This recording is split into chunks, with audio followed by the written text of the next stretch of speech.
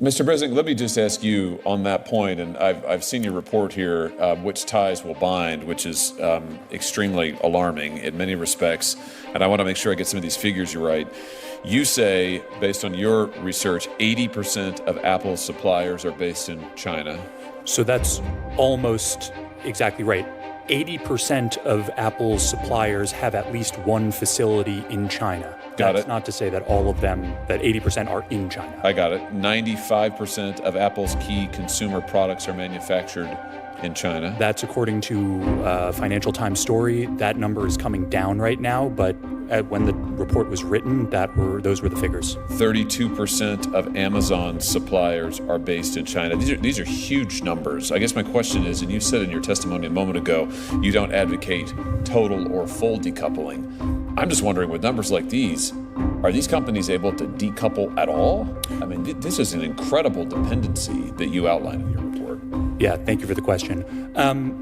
I think right now part of my answer against decoupling is based on the fact that there is no way to completely decouple right now. If you sever manufacturing ties to China, the electronics industry ceases to function essentially. So I advocate for a de-risking approach where these companies have to set up alternative supply chains in other countries, whether that's in Southeast Asia, South Asia, closer to the United States. It's going to take some time to build up these alternative supply chains. What would happen if China invaded Taiwan successfully?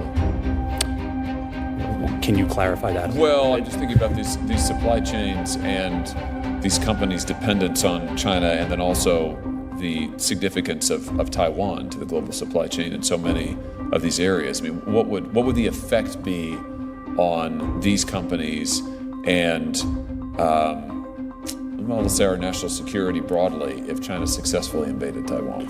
Yeah, so obviously that is a very difficult question to answer. I would point you to a report by some researchers at the Baker Institute that I can share with you that tries to outline what an invasion of Taiwan might mean for corporations, national security, et cetera. I think it's very difficult to tell because we don't know how the Chinese government would react to an invasion and however we responded. They could react in a way to sever supply chains. They could interfere with supply chains. They could arrest corporate employees. There's a wide range of eventualities that I don't think anyone has really thought through fully.